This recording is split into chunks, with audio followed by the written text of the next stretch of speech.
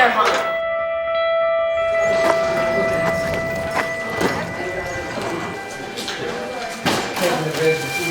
Okay, I'll go.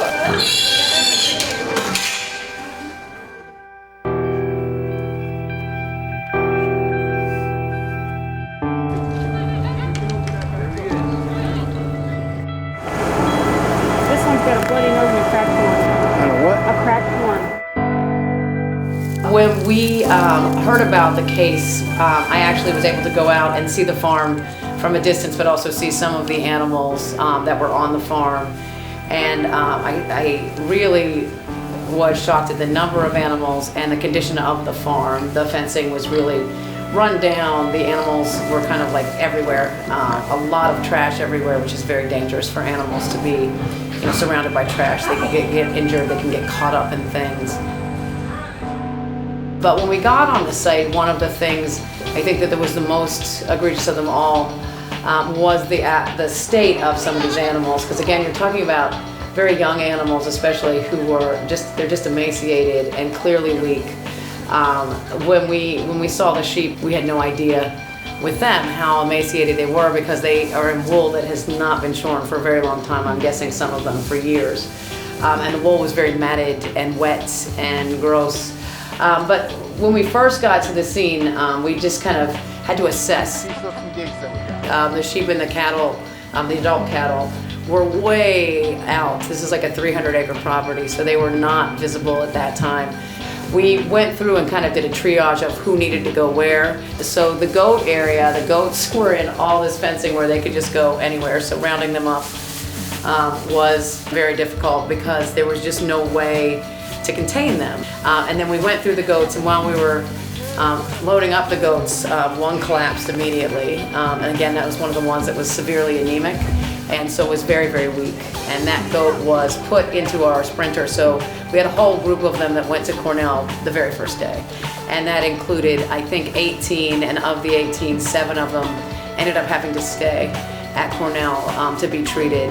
Very high parasite loads and severe pneumonia.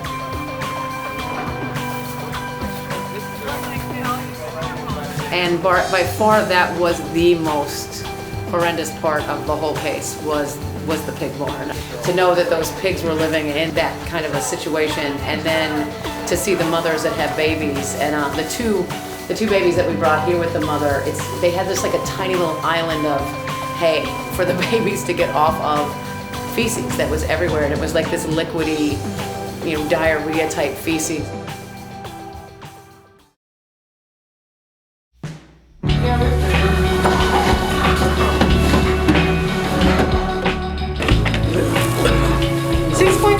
She's really shaky. Just stop.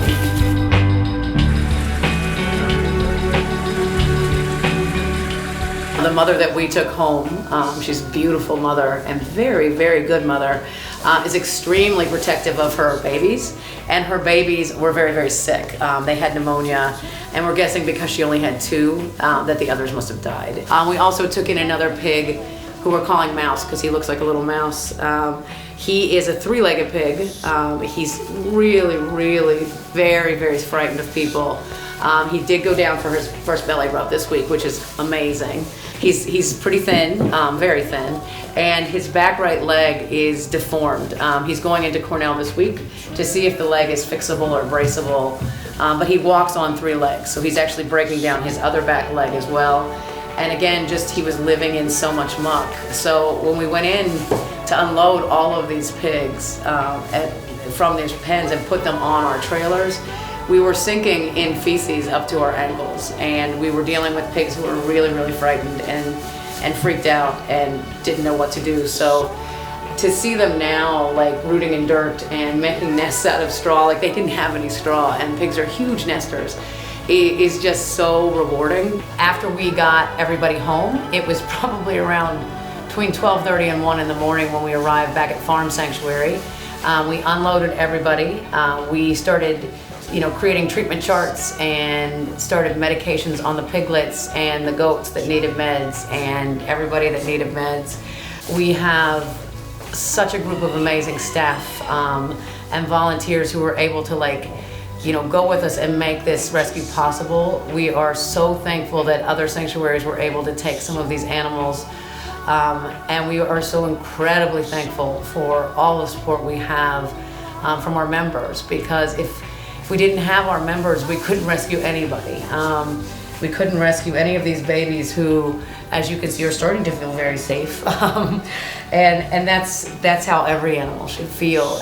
If it wasn't for the support of our members, none of these animals, cutie, would have been able to get out of that situation.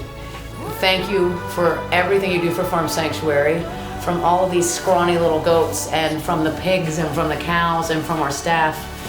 And again, thank you for allowing us to do the work that we do.